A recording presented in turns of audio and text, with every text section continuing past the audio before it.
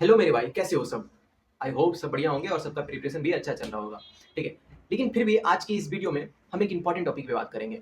ये टॉपिक बहुत सारे लोगों ने कमेंट किया था। दो टॉपिक, एक तो पहला कि टेस्ट पेपर हमें देना चाहिए या नहीं देना चाहिए, एंड सेकंड थिंग्स कि पेपर देने के बाद क्या करना चाहिए। ठीक है। मतलब लाइक अगर हमें इम्प्रूव हो, हम उस टॉपिक को इम्प्रूव कर पाए, उसके लिए हम क्या कर सकते हैं। देखो, पहला वाला टॉपिक टेस्ट देना चाहिए या नहीं देना चाहिए, उस पर हम लोग बाद में वीडियो बना लेंगे। ठीक है। लेकिन सबसे पहला ये जो दूसरा नंबर वाला क्वेश्चन था कि टेस्ट देने के बाद वाला स्टेप क्या होता है, ये मोस्ट इंपॉर्टेंट थिंग्स है। ठीक है। देखो, तुम ऑफलाइन या ऑनलाइन कैसा भी क्लास लगा के रखे हो, टेस्ट सब देते हैं। लेकिन टेस्ट के बाद भी कुछ स्टेप होते हैं। वो स्टेप क्या होता है? ठीक है, पेपर का क्या करना चाहिए, उसको रद्दी में फेंक देना चाहिए या फिर पीडीएफ को डिलीट कर देना चाहिए, क्या करना चाहिए उसके बारे में हम डिस्कस करने वाले हैं। और कैसे करना चाहिए, इन दोनों के बारे में हम डिस्कस करने वाले हैं। तो चलो वीडियो शुरू करते हैं। तो देखो यार, टेस्ट हम देते हैं। ठीक है। टेस्ट देने के बाद हम घर पे आते हैं। मार्क्स अच्छा आता है तो बहुत अच्छी बात है। मार्क्स थोड़ा बुरा आता है तो बुरा लगता है। ठीक है। सबसे पहली बात कि अगर कोई बंदा टेस्ट स्किप कर रहा है तो भाई वो तुम बहुत बड़ी गलती कर रहे हो। टेस्ट स्किप मत करो। ठीक है। अब क्यों नहीं करना चाहिए, इसका अलग वीडियो बन जाएगा, लेकिन फिलहाल हम इस वीडियो में अलग टॉपिक पे बात करते हैं। देखो, पेपर तुम दे के आते हैं ना, तो सबसे पहला चीज उसमें ना एक वर्ड है, पेपर एनालिसिस किया जाता है। ठीक है। तुम जब टेस्ट दे के आते हो घर पे, आधा घंटा एक घंटा रेस्ट कर लो, मूड फ्रेश हो जाए, तो उस पेपर को एनालिसिस करो। चाहे फिर तुम्हारा पेपर अच्छा गया हो या फिर खराब गया हो या फिर मीडियम गया हो या एवरेज गया हो, कैसा भी गया हो, तुम टेस्ट देके आए, तुमने पेपर दिया, पेपर को एनालिसिस करो। अब पेपर एनालिसिस करते कैसे हैं, इसके बारे में यहाँ पर कुछ बातें होंगी। छोटा सा वीडियो बनेगा। वीडियो अच्छा लगा तो अ, कुछ मत करना, अपने लोगों को शेयर करना, लाइक भी कर देना, कमेंट वमेंट जो भी अगला कुछ प्रॉब्लम होगा तो कमेंट वगैरह करना। ठीक है। और लास्ट में तुम्हारे लिए एक सरप्राइज़ है। सरप्राइज़ क्या मतलब, तुम्हारे प्रिपरेशन में कुछ हेल्प कर सकता है, देख लेना उसको। ठीक है। तो देखो यार, जब तुम पेपर एनालिसिस करते हो, पेपर एनालिसिस करते कैसे? सबसे पहली बात तो तुम पेपर दो। पेपर तुम्हारा अच्छा गया, खराब गया, ये नहीं कि अच्छा गया तो ही एनालिसिस करेंगे या फिर खराब गया तो ही एनालिसिस करेंगे, ऐसा कुछ नहीं है। पेपर तुम दे के आए मतलब तुम्हें एनालिसिस करना है। पेपर एनालिसिस करने के पहले फायदे बताता हूँ। पेपर एनालिसिस करने से क्या होता है कि तुमको ये पता चलता है कि तुम्हारा वीक पार्ट क्या है, तुमको तुम्हारा स्ट्रॉन्ग पार्ट क्या है। मैं चैप्टर की बात नहीं कर रहा या मैं सब्जेक्ट की बात नहीं कर रहा, मैं हर एक चीज़ की बात कर रहा हूँ। जैसे एग्जांपल, बहुतों को लगता है कि यार कि मेरी केमिस्ट्री स्ट्रांग है या मेरी फिजिक्स स्ट्रांग है, पेपर एनालिसिस करने की जरूरत क्या है? भाई, पेपर एनालिसिस सब्जेक्ट को देखने के लिए नहीं किया जाता। पेपर एनालिसिस किया जाता है किस चैप्टर में, किस सब्जेक्ट के किस चैप्टर में कौन सा टॉपिक तुम्हारा वीक है और कौन सा स्ट्रांग है। ये बातें पता चलती है पेपर एनालिसिस करने के बाद।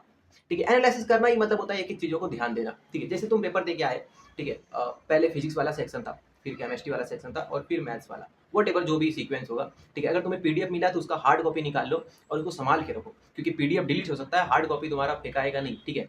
तो हार्ड कॉपी निकाल के उसको रखो और हर एक क्वेश्चन को डिटेल में देखो। हर एक क्वेश्चन मतलब केमिस्ट्री के 1 से लेके जो 25 तक का क्वेश्चन है, चाहे तुम मेजर टेस्ट देके आए हो, माइनर टेस्ट देके आए हो। मेजर टेस्ट मतलब होता है कि जो प्रॉपर जेईई मेंस या एडवांस के लेवल पे होता है। ठीक है। और माइनर टेस्ट होते हैं जो कि 2-3 चैप्टर के कॉम्बिनेशन होते हैं। ठीक है। अलग-अलग क्लासेस में अलग-अलग नाम बोलते हैं इसको, लेकिन बेसिकली माइनर और मेजर टेस्ट बोलते हैं इसको। ठीक है। टेस्ट देने के आने के बाद जो तुम पीडीएफ निकाले हो टेस्ट का, उसको सबसे पहले हाथ में लो और देखो कि पहला क्वेश्चन तुम्हें आया, बहुत अच्छी बात है, आ गया। ठीक है। मतलब कि जैसे मान लो केमिस्ट्री का पहला क्वेश्चन मोल कॉन्सेप्ट से था। ठीक है। मोल कॉन्सेप्ट में मोलैरिटी से था। तो मोलैरिटी वाला कॉन्सेप्ट तुम्हारा हो गया भाई, मतलब तुम समझ गए कि तुम्हारा मोलैरिटी डन हो चुका है। मोलैरिटी में बस एक रिवाइज रिवाइज बीच बीच में रिवाइज करने की जरूरत है। तो मोलैरिटी वाला हो गया। लेकिन अगला क्वेश्चन है मोल कॉन्सेप्ट के मोलैलिटी से, जो कि तुमसे क्वेश्चन सॉल्व नहीं हुआ। अब क्यों नहीं हुआ, ये बात तुमको ध्यान देना है। हो सकता है कि उस समय तुम्हें ना एक फॉर्मूला में थोड़ी सी कन्फ्यूजन थी, जिसके कारण ये क्वेश्चन सॉल्व नहीं हुआ। तो इस टाइम क्या करना है, वो जो दूसरे नंबर का क्वेश्चन है उसके बाजू में तुम्हें लिखना है कि लैग ऑफ फार्मूला। ठीक है। या फिर फार्मूला भूल, अबे तुम्हें अपने लैंग्वेज, तुम हो सकता है तुम हिंदी में लिख लो, तुम इंग्लिश में लिख लो। ठीक है। या फॉरगॉट फार्मूला। ठीक है।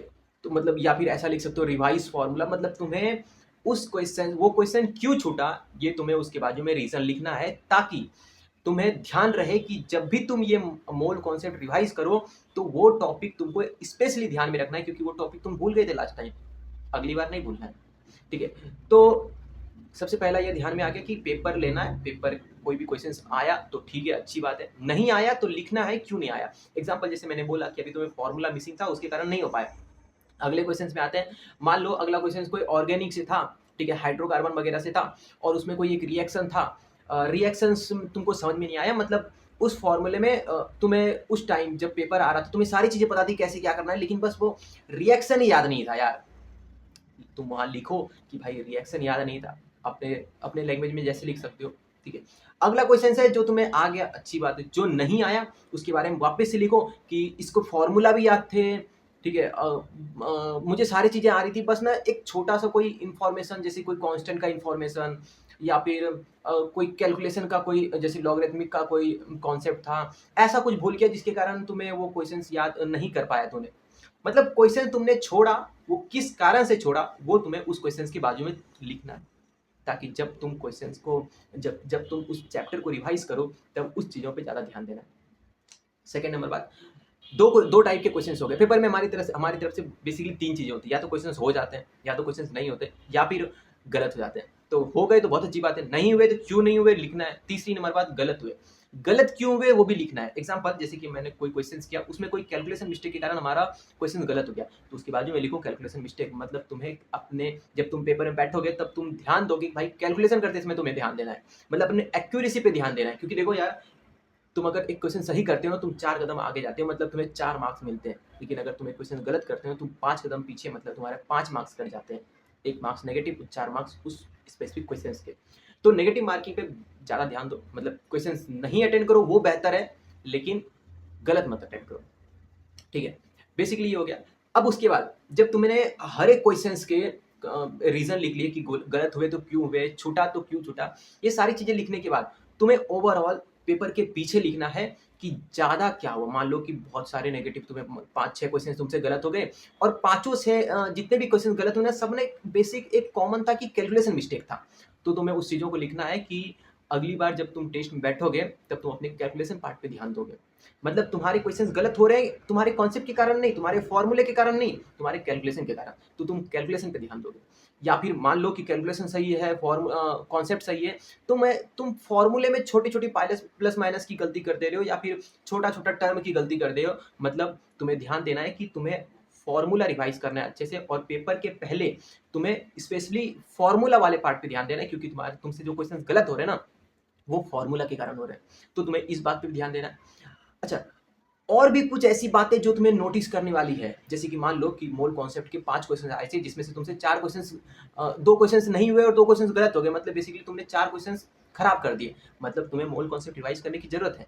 तुमने जैसे मान लो फिजिक्स में कोई 5 क्वेश्चन आए थे रोटेशनल के, और भाई रोटेशनल में तुमने 4 क्वेश्चन सही कर दिए, एक क्वेश्चन किसी रीजन से नहीं हो पाए। मतलब तुम्हें समझ में आ गया कि रोटेशनल तुम्हारा स्ट्रांग है, ठीक है। और जो क्वेश्चन छूटा है वो किस पार्ट से छूटा है तुम ये देखो, और रोटेशनल की उस पार्ट पर तुम ध्यान दो। मतलब तुमसे क्वेश्चंस हो गए, मतलब इतने पार्ट स्ट्रांग है, तुमसे कोई क्वेश्चंस नहीं हुआ, मतलब देखो कि उस चैप्टर का वो पार्ट तुमसे नहीं हो पाया, मतलब वो पार्ट वीक है, उस पर तुम्हें ध्यान देने की जरूरत है, ठीक है। तो मतलब ओवरऑल तुम्हें ये पता चलता है कि किस चैप्टर का कौन सा पार्ट स्ट्रांग है, कौन सा पार्ट वीक है, किस पार्ट पे तुम्हें प्रैक्टिस करने की जरूरत है, ये पता चलता है। फॉर्मूले में कहाँ मिस्टेक हो रही है, इस बात पे ये बात पता चलती है हमें पेपर एनालिसिस से। नेगेटिव मार्किंग कहाँ हो रही है, मतलब क्वेश्चन गलत क्यों हो रहा है, इस बात का रीजन पता चलता है। तो भाई, और पेपर ऐसा नहीं आधे घंटे में एनालिसिस नहीं होता है, पेपर एनालिसिस करने में कम से कम 1-1.5 घंटा लग जाता है। मतलब जितने देर तुम पेपर देते हो ना, उसका आधा टाइम लग जाता है पेपर एनालिसिस करने में। तो पेपर एनालिसिस शिद्दत से करो, आराम से करो, क्योंकि वो कहते हैं ना यार कि स्टॉक मार्केट में पैसा डालने के पहले एनालिसिस किया जाता है, वैसे ही पेपर देने के बाद पेपर का एनालिसिस करोगे तो अगली बार मार्क्स में इंप्रूवमेंट होगा, ठीक है। तो पेपर एनालिसिस करना बहुत ज़रूरी है। इससे रिलेटेड कोई डाउट हो तो मुझे कमेंट करना, मैं भी बता दूंगा। और एक दो और प्रॉब्लम था कि यार पेपर देना चाहिए कि नहीं देना चाहिए, इस पर मैं एक वीडियो बना दूंगा जल्दी ही। लेकिन पहले पेपर एनालिसिस करो, ठीक है। आई होप कि वीडियो पसंद आया होगा।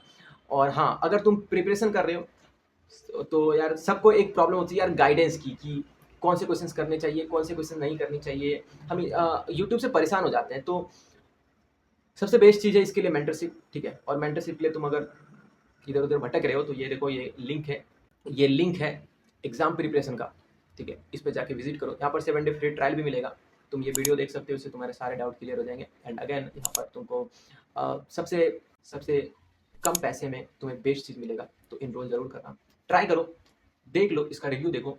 और वीडियो कैसा लगा, एग्जाम प्रिपरेशन कैसा लगा, कमेंट में आके बताना, ठीक है। Good luck.